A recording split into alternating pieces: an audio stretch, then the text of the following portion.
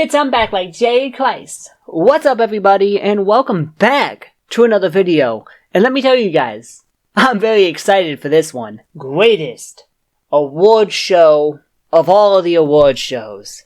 The Crunchyroll Anime Awards for the year 2024. It's out, baby! They dropped the voting on Wednesday, and I had to come up here and give you guys my votes, like I do every year. One, I'm not gonna vote for any of the 2023 anime that popped up, that transferred over to 2024, with that weird war they have. Which sucks, cause fall of 2023 was one of my favorite seasons in recent memory for anime.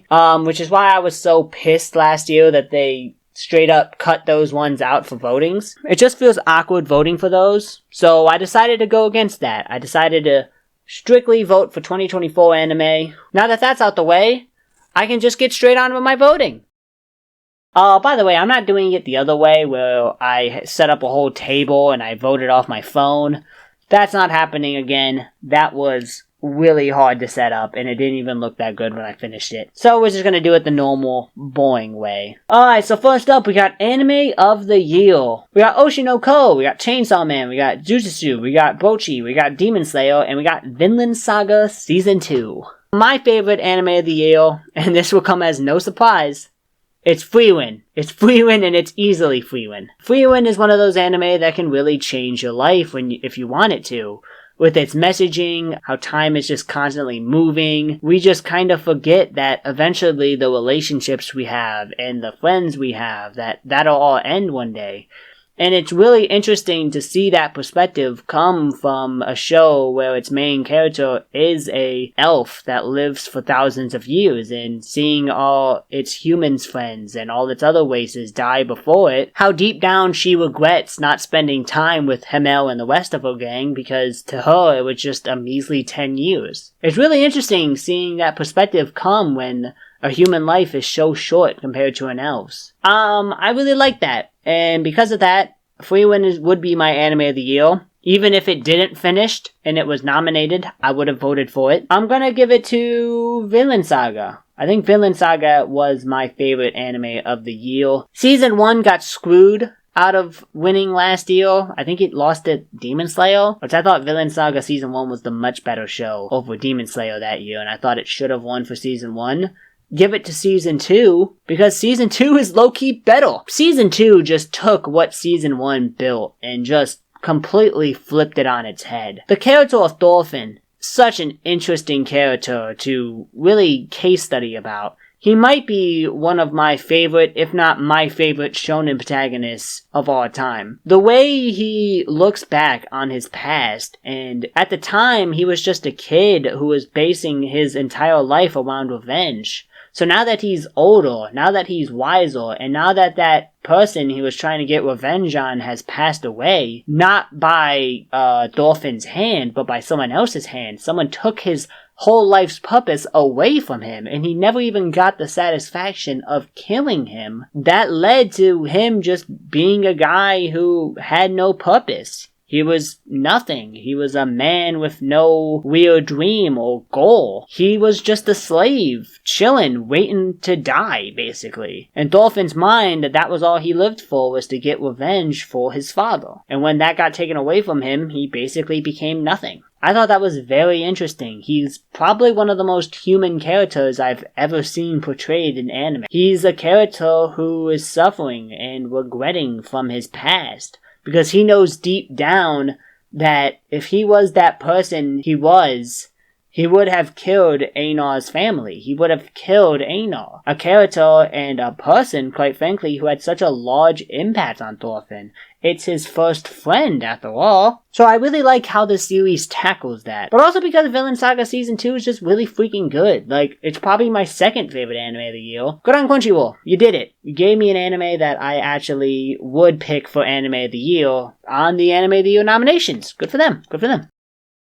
We have Attack on Titan, we have Jujutsu Kaisen, we have Spy Family, we have Demon Slayer, we have One Piece, and we have Vinland Saga Season 2. I think I'm going to go with Vinland Saga again, just for all the reasons I explained before. I do think Jujutsu Kaisen was a really good season this time, and I don't want to make it seem like Jujutsu Kaisen wasn't good, because it's probably been my second selection for both nominees so far. If Vinland Saga wasn't available, I would have definitely gone with Jujutsu Kaisen, just because I think this season has been phenomenal. Even though I haven't finished it yet, I'm about halfway through it. The Attack on Titan final chapters, I don't know why they're keeping it to only Special 1 when Special 2 was much better. I have a whole rant up on it if you want to check that out to see my full opinions on on Attack on Titan, the final chapters. Now that we're a couple months away removed from it, my opinion has mostly stayed the same. I love the discussion surrounding this. I get why people don't like it though, because when a series ends, especially a long-running one like Attack on Titan, you don't want to leave the viewer with more questions than answers. I completely understand that. Me personally, I just really love the debate, and I love theorizing about what Isayama was trying to do with Attack on Titan,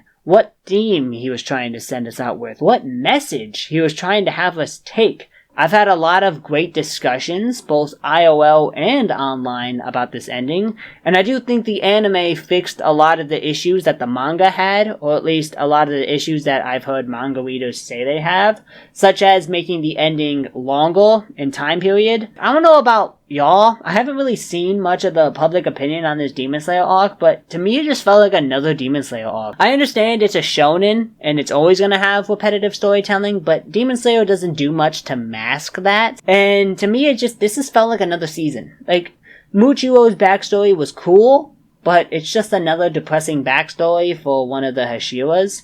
I actually really liked Mitsuru's backstory, partially because it's not a serious backstory at all, and she just joined so she could find a husband. Demon Slayer Corps, it's a very serious business, and to get into such a serious, deadly business, you would have to have some type of motivational, kind of emotional reason to join the Demon Slayer Corps, because there's such a likely chance you could die. But that doesn't excuse what I feel to be repetitive storytelling, in my opinion. Honestly, the most notable thing that happened during the Swordsmith Village arc for me would be what happened at the end with Nezuko. I didn't think they'd get to that part in her character yet. I thought they would have waited a lot longer, and that would have been more like a finale type thing. So I'm very interested to see where the series goes after that, especially after seeing Muzan's reaction to that development happening. But that doesn't really affect the Swordsman arc at all. So because of that, I'm not voting for it. Spy Family, they went specifically with Season 1, Core 2, which I thought was a little weaker. I just don't think it's good enough to get that Best Continuing Series award. Best New Series, we got Oshinoko, Chainsaw Man, Hell's Paradise, Bocchi the Rock, Tengoku, and Zom 100. Very, very interesting to see Hell's Paradise on here. That is a show I have not seen. Obviously can't put Bocchi the Rock or Chainsaw Man because they came out in 2023. If they were available, I would have probably done it with Bocchi the Rock because I generally think that's one of the best adaptations to come out in the last few years. Oshinoko is probably the best one here. Like, I think it's the story that affected me the most. I think it's the best story out of all of these. I did really like Tengoku. I just don't think it had as much emotional effect on me as Oshinoko did. I have a whole 30-minute video on Oshinoko if you really want to know my opinions on it, and I do talk about it in the recap video. Zom 100. Problem with Zom 100 is it kinda has that issue where it peaks in the first episode and then just randomly falls off. Partially due to the fact that the scheduling for the show is so inconsistent, and I think Bugs Films was a little bit over their heads with that project.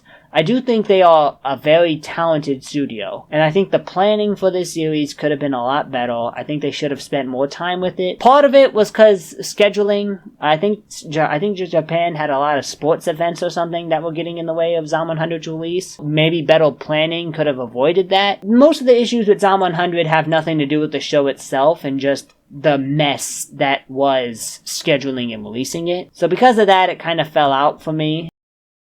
Best Film! I haven't seen no films this year. I'm voting for Kikaya because that's the only one I watched. Akiba Made War. Oh, my fault. Best Original Anime. We have Akiba Made War, Buddy Daddies, Gundam, Birdie, Do It Yourself, and The Marginal Service. Okay, I did not expect this when I looked this up. Okay, we're gonna move on. Okay, we're gonna move on. I was not expecting that. I have not seen that. I can't vote for Do It Yourself. I have not seen Gundam, and I actually have not seen this new season of Birdie, despite me watching the previous season. I liked that show and everything, it's just I didn't watch it. Buddy Daddies. I'm gonna vote for Buddy Daddies. Very solid comedy, very cute child care anime. A lot of people compare it to Buddy Daddy. I mean, a lot of people compare Buddy Daddies to Spy X Family. While I do think there are similarities between the two, there are some major differences when you watch Buddy Daddies and compare it to Spy X Family. Mostly with Buddy Daddies has a much more grounded story, so it can focus a lot more on its characters and their personal growth as parents compared to Spy X Family, where it focuses a lot more on Lloyd's job and yours job and Anya's school life and stuff like that. So it does have things that I would say are better than Spy X Family. Has some things that are worse as well, but overall they are two different shows. They just both happen to be about parents with secret jobs. Buddy Daddies also ends in a season, so that's pretty cool. Best Animation. We got the final chapters, we got Demon Slayer, we got Mob, we got Chainsaw Man, Jujutsu Kaisen, and Trigun. Haven't seen Trigun, and I'm not caught up with Mob yet, so I don't even think I can vote for Mob yet, though, because I think it came out last year, but I could be off on that. Chainsaw Man can't vote for it, so we got Attack on Titan, Demon Slayer, and Jujutsu Kaisen. I think Jujutsu Kaisen has better animation. I think it has much more style. I think it's more creatively animated. I think it has much more fluent shots. Like, Demon Slayer is a really good animated show, don't get it twisted. And I think Jujutsu Kaisen is a lot more fluid in its character movement and its action, but it also tackles its more slice of life scenes much better than Demon Slayer, I think. Have to give it to Jujutsu Kaisen. I think it's a better animated show than Demon Slayer. Maybe that's a hot take. I think Jujutsu Kaisen's just better, personally. Oshinoko, we got Demon Slayer, we got Jujutsu Kaisen, we got Chainsaw Man, Hell's Paradise, and Trigun. Haven't seen Trigun, can't vote for Chainsaw Man, and I haven't seen Hell's Paradise, so we're voting between these three. It's just Demon Slayer. I feel like we're getting the exact same shows every time, man. Like, I feel like every time it just comes down to Demon Slayer, Jujutsu Kaisen, or fucking Oshinoko, like, all the time. Or it's Demon Slayer, Jujutsu Kaisen, and, like, another show. Like, before it was Attack on Titan. Like, I feel like we're just getting the same shows over and over again. Me personally, like, I really like Oshinoko's character designs. I really like Aqua and Ruby's character designs the most. Because while they are memorable from a design perspective, like if they just had the blonde hair, blue eyes, and pink eyes, I think they'd be very memorable by that. But that star just adds so much memorability, so much style. It's something you instantly recognize, even if you've never seen Oshinoko before.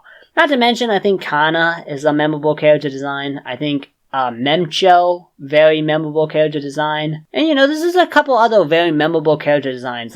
Like even for the minor characters, like I think her name is like Fling or Fring, something like that. Very memorable character design from her. Just overall, just a very good looking show overall, but mostly with the character designs. And I have to give it up to Kape and Mengo for hitting those designs as well as they did. Also, I didn't really talk about this, but the stars, they also represent their true feelings, their true emotions, which for a character like Aqua, who's kind of a liar as a narrator, and kind of a misleading narrator, some might say, it's really nice to have that little tick that shows his real emotion. Just helps storytelling. So, I like that. I'm sorry if I'm talking way too much and boring y'all. Like, I just kind of want to get my thoughts on each of these shows out. We got Best Director. We got Daisuke Hiromaki. We got Saito. We got Shoto Gojono, who I think is the new director for Jujutsu Kaisen, if I remember correctly. I think the other guy left. Tengoku, Chainsaw Man, and of course, Hayashi, who's usually in these for Attack on Titan. Man, this one's kind of tough. Can't vote for these two, obviously. I'm not going to vote for the final chapters just because I think all three of these shows have better direction. I love what Daisuke Hiromaki did with Oshinoko, especially since I've seen his process watching the behind the scenes. And just knowing how much love and passion he had for the manga, and just how dedicated he was to making sure that it translated well across the anime screen, I thought that was incredible. Thought that was very solid. But at the same time, what Goshizono did with Jujutsu Kaisen, being given the series, in season 2, and it not losing quality in the slightest was absolutely amazing. And then Heaven's Delusion, a nicely directed show, a lot more grounded than Oshinoko and Jujutsu Kaisen. It's a lot more character driven. It's a lot more, man, I'm really struggling here. I'm struggling, guys. I don't know what to vote for. I would be fine with all 3 winning. Oshinoko. Really only because I saw the behind the scenes and I know his process. But that is really close, man. Even now I'm thinking about it. I'm like, Yeah, I'm going with Oshinoko. That was close though. Good job, Crunchyroll. You really made me think on that one. Good job. Attack on Titan, Demon Slayer, Jujutsu Kaisen, Chainsaw Man, Tengoku, and Vinland Saga. This is actually a new vote, I'm pretty sure. I'm really struggling between Heavenly Delusion and Vinland Saga here. Because on one hand, Vinland Saga was able to demonstrate Thorfinn's regret and Thorfinn's growth very well. Just because I voted for Vinland Saga already, I'm gonna give it to Tengoku. Tengoku does a very good job at this. Actually, I think it's one of the best things Tengoku does is its cinematography, its character animation. It really tells you the story, especially between the awkward moments between the 2 mains. Very good there. You really feel the awkwardness that they're feeling, which is a good thing. It doesn't feel awkward at all, in a bad way, but in more of a good way. I think that really helps the show and its emotional aspects. And it really does build character very well between these 2. So, just for that, I'm gonna vote for it. Best Art Direction. We got Oshinoko, Demon Slayer, Jujutsu Kaisen, Chainsaw Man, Hell's Paradise, Zom. This is tough, because I did just vote for Oshinoko when it came to character design. And I do really like Oshinoko's art as a whole. I don't know if I brought this up before, I may have brought it up in my video. I know for a fact I bring it up in the recap video. But it was really cool seeing Doga Kobo kind of focus on making Oshinoko's word mirror our word. I think that adds so much to the series, and I think that's part of the reason why it hit me so hard was because it feels so real compared to our word. And when it comes to that, I give a lot of credit to that art direction. Again, the real commitment to making the word as realistic as possible. You know, when you see stuff like what happens to Akane, or what happens to Kana, it really does feel like that happens to actual people. It really sends that message home in a way that I haven't really seen an anime do before. Jujutsu Kaisen does very good with this as well. I think Zom 100 did very good with this on certain times. I think Zom 100 does a really good job making their words seem so colorful and fun, despite the fact it takes place in a zombie land. So many of these zombie shows have such a gritty, kind of gray setting, and then here's Zom 100 with all these colors and the splashes of paint when he runs, for example, and stuff like that. Again, it peaks in that first episode where you see the world slowly turn more gray as his depressing mood just keeps getting worse and worse. The more stressed out he is, the grayer his world looks. And then when the whole zombie thing starts and he realizes that his freedom is finally there, out comes this burst of brightness and color and saturation and just all that jazz, and it really brightens up the color palette and it never really goes back, which I think is very cool. But also, Oshinoko does that on one certain scene when it's with Kana, and then Kana sees Aqua, and then whole world brightens up. So it's not the only show to do that. And I also think Jujutsu Kaisen had stuff similar to that. I'm gonna say Oshinoko. I'm gonna say Oshinoko again. I'm gonna say Oshinoko. Best art direction. Why not? If I think any more on this, I'm just gonna keep rambling, and it's gonna get very boring. Best romance. We got Horimiya, My Happy Marriage, Skip and Loafer, Insomniacs, My Love Story, and Tomo-chan. Finally! We got some different shows, man. About time. Here we go, man. I've seen all of these, except for Horimiya and Insomniacs. Oh, man. My Happy Marriage is really good. It's so wholesome, but at the same time, it's so emotional, too. But you can say the same thing for Skip and Loafer. The way it developed its characters.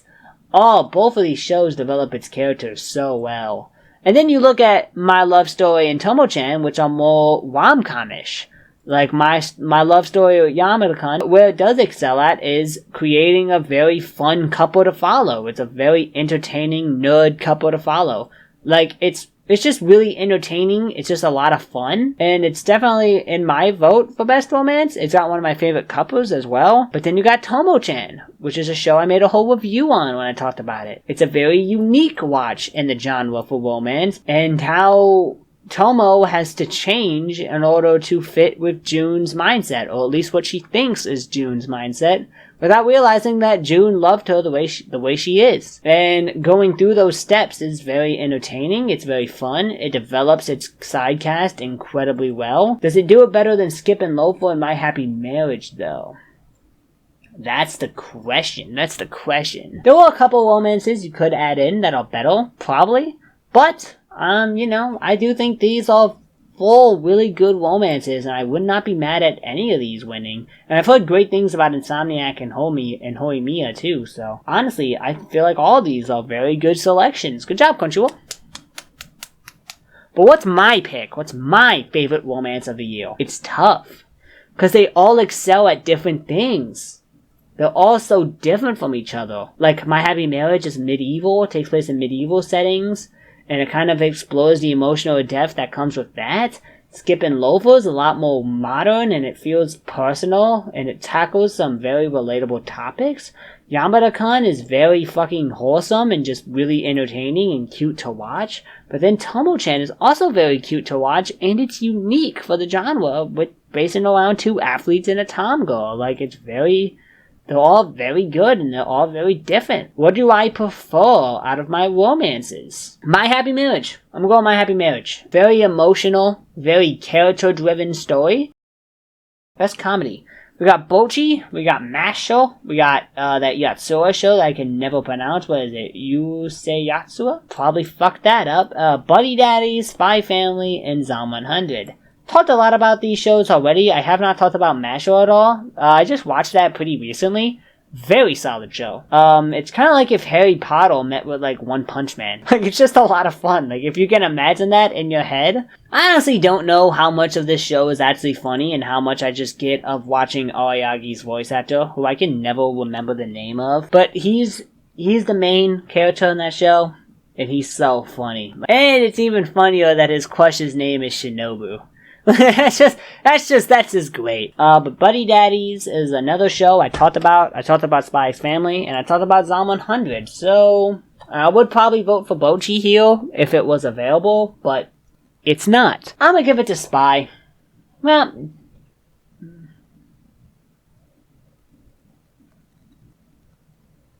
yeah, I'm gonna give it to Spy. I don't think I voted for Spy yet, so it's gonna get my vote. I think it's the funniest show out of all of these. Like, that's just a lot of fun. I love watching these characters get into situations.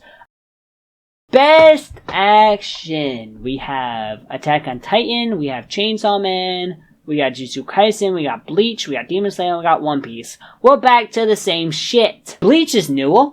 I will say that much. I have not watched Bleach at all, though. Like, I've heard a lot of good things about this arc, though. Like, even as a kid, I never got into Bleach. I was never interested in it. This Attack on Titan had good action. I just don't think it's on the level of Jujutsu Kaisen and Demon Slayer. Can I talk about this? And this may be a hot take. I can't get back into One Piece. I can't get back into it. I watched it when I was a kid, and I can't get back into it at all. And the thing is with One Piece for me is that it's not that it's too long, it's that its pacing is so slow. Like, there are shows that are not, like, they're not as long as One Piece, but they're pretty long, but they're not as long feeling, because One Piece is just so fucking slow. It's the whole reason I can't get into Dragon Ball as well. Like, why do these arcs have to take, like, 50 episodes to complete, man? Like, it don't need to be that long. With that out the way, I'm gonna give it to Jujutsu Kaisen. Like, I just think it's more fluid in its character movement in these action scenes. I think the music is a lot more dramatic. Part of Demon Slayer's problem for me is that it's just getting so repetitive. It's kind of like it's not uncommon for shonen anime to do that.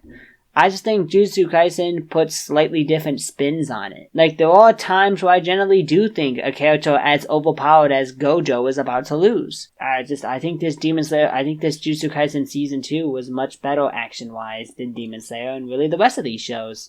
Except for maybe Chainsaw Man, but I still think I would vote for Jujutsu Kaisen above Chainsaw Man, so. Best Fantasy. Demon Slayer, Mashle, Ranking of Kings, Hell's Paradise.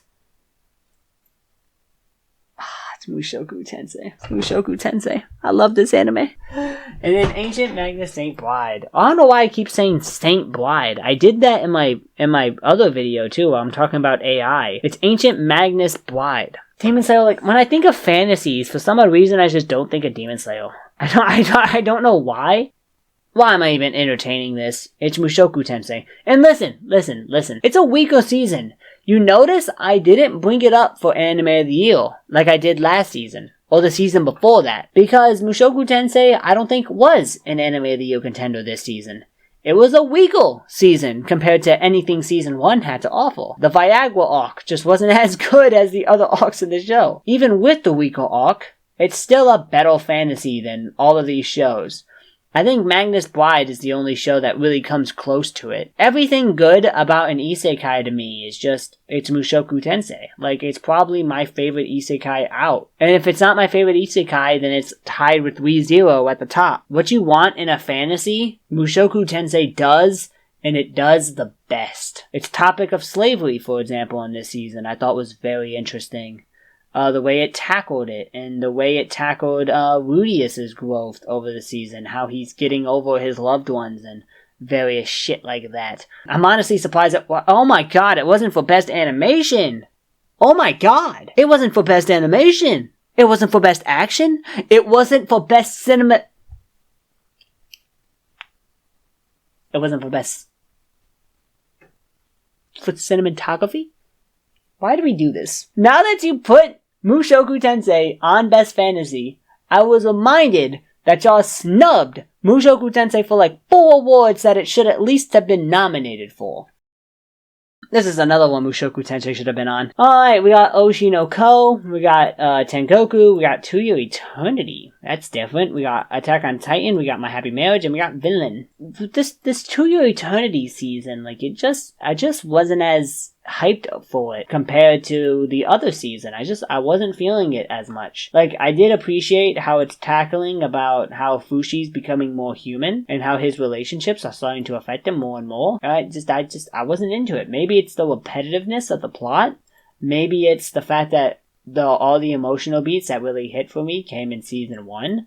And now that season 2 released, I'm just not feeling it as much. But yeah, I wasn't feeling To Your Eternity. And I think it came out in 2022. So I can't vote for it even if I wanted to. It is really funny thinking about it that if Rewind was allowed to be on here, it'd probably win almost every award. Pray for the anime that are coming out in 2024, boys, because it might be a clean sweep. Like, I think Oshi no Ko, while it has great drama in season 1, I think it could get even more dramatic in season 2.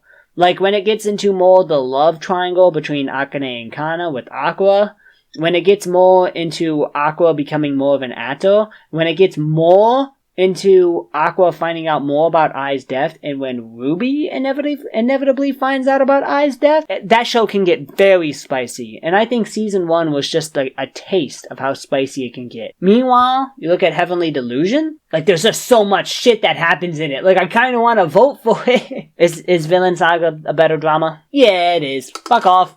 Is it the right answer?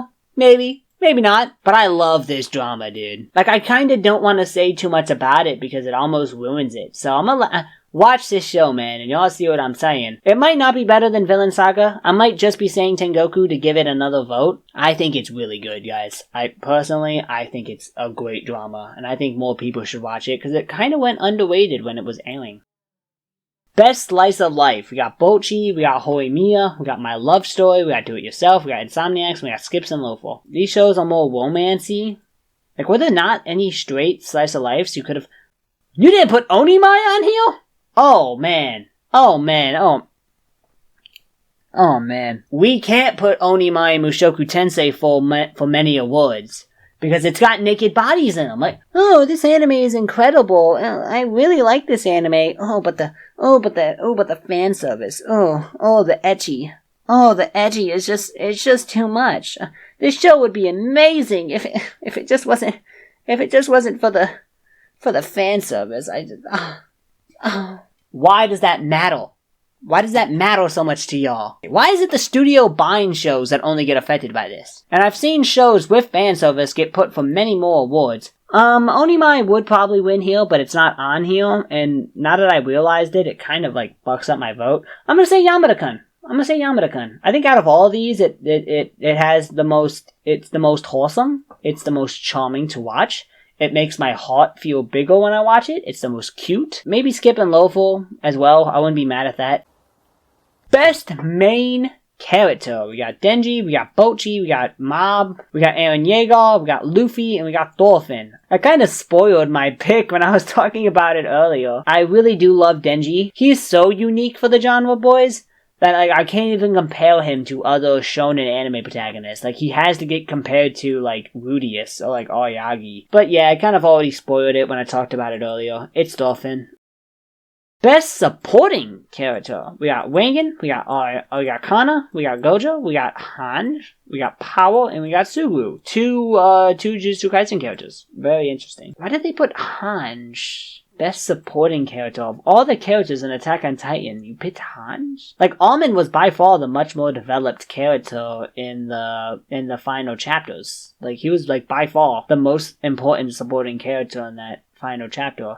And if we're going by popularity, then it's Levi. Like, why is it Hange? I don't know. I really like Kana's character. I really like the fact that she's experienced in this, that she knows what's going on, and that she still falls for it. Like, she still gets manipulated throughout the series, because just by default, she's an emotional girl. I really enjoy Power. But again, I think Chainsaw Man ended in a place where you could really develop her character more. It's gonna be one of these two. I'm gonna give it, oh god, I really like Suguru's character. I'm gonna give it to Suguru. It's really heads or tails between those two though. Like, I wouldn't be mad at Gojo winning. The must protect at all costs character. The lollies. The cute boys, the cute girls and boys, the don't lewd these characters, even though y'all do anyway. Y'all do a terrible job protecting these characters. Especially, y'all do a terrible job protecting Anya, by the way. Terrible.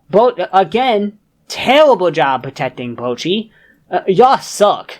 Y'all suck at this. Pochita, Boji, Miri, and then Mercury, who's the lesbian girl in Gundam, I'm pretty sure. Anya and Miri. I think there's a lot more better options you could have given than these two, mostly because I'm kind of bored at voting for Anya with this. I'm gonna vote for Miri when it comes to, like, showing the negatives of having a child. Like, Anya, she's very smart for her age, and she's an Esper, and she kind of understands when shit is going wrong. Miri, not at all. Miri has no idea what the fuck is going on for, like, the majority of the show. She's so, I don't want to say stupid, because I think she's a realistic kid. She's so blissfully unaware of the situations that she puts herself in. She's such a headache to deal with. That makes her protect-worthy. That makes her a character I want to protect.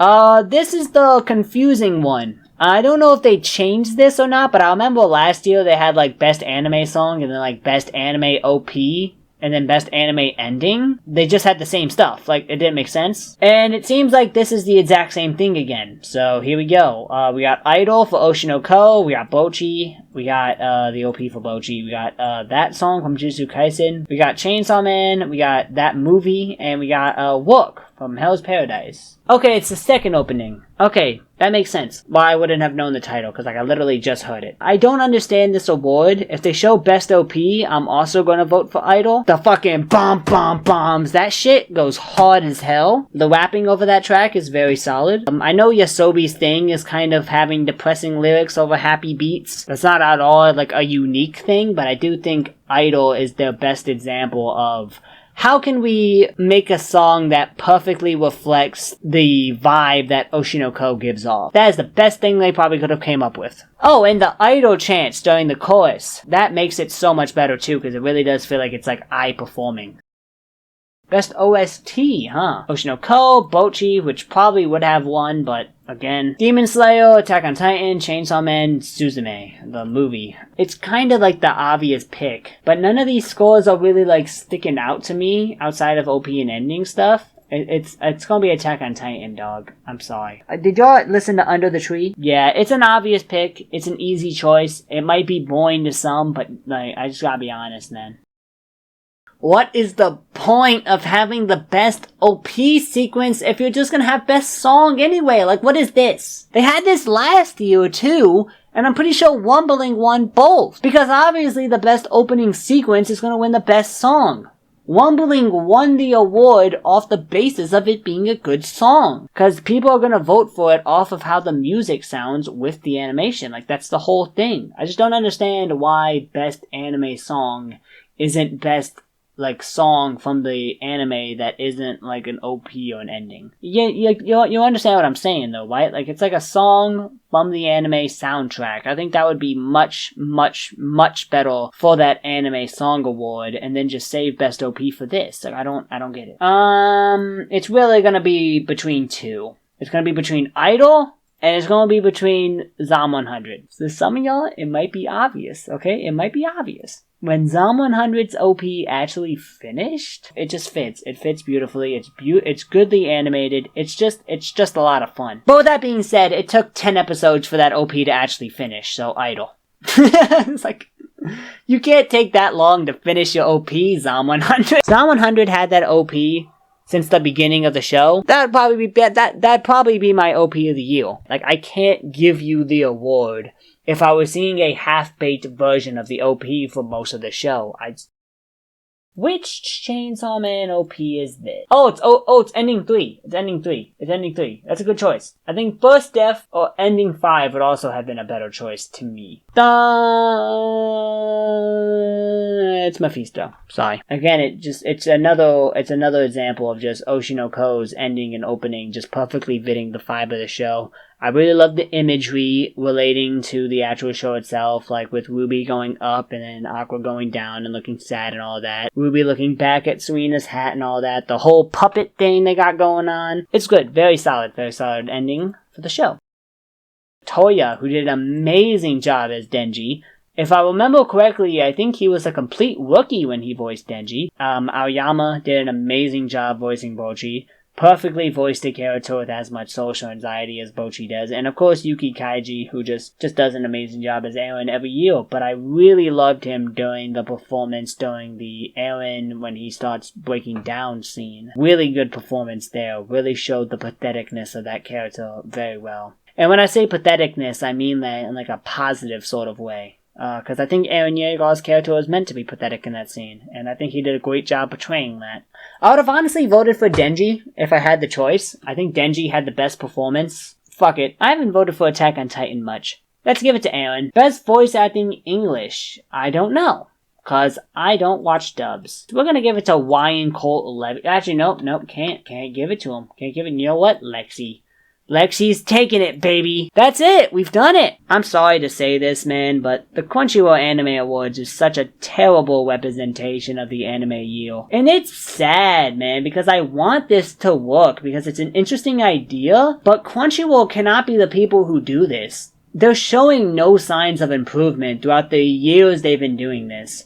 It still has the exact same issues. If you were a casual anime fan, or even just like a non-anime fan, just looking through the nominations, you would think like 12 shows aired in 2023. There's 30 to 40 anime that get released per season. That leads to like 120 anime or something like that getting aired per year. And of that 120, like 12 anime get proper recognition from this. Every year. You're just voting for the same, 7 shows every time. It's so obvious at this point that this is not meant for people who watch seasonal anime. This is meant for the casual audience. Which is fine, I get that's where the profit is. But surely you think the biggest anime company in the world would care about the people who actually watch anime enough to care about seasonal anime. And anime trending has its issues too, but it's bad when a Twitter site has a more proper and fair anime award system than Crunchyroll, a billion-dollar company. Fix the shit, Crunchyroll. Fix it. Like Bocchi the Rock and Chainsaw Man are fall 2022 anime. You can try to do this bullshit of, oh, well, we're gonna put them on the 2023 anime list because recency biased. If you're really worried about recency bias, just put the voting system in March or something. Why are you putting it in a 2023 anime awards system when they're not 2023 anime. They came out in 2022. It just feels awkward and weird to vote for these shows when they're not 2023 anime. I was hoping for the best, that it would be improved this year, and it just isn't. Add more nominations. Make the nominations more interesting. Just do something, man. It's just getting boring. It's just a poor representation of the year. And you have to expect better from the biggest anime company in America. But I did hope you enjoyed this video. I hope I provided some interesting analysis throughout this video in my unscripted way. I'll see y'all later, and peace out.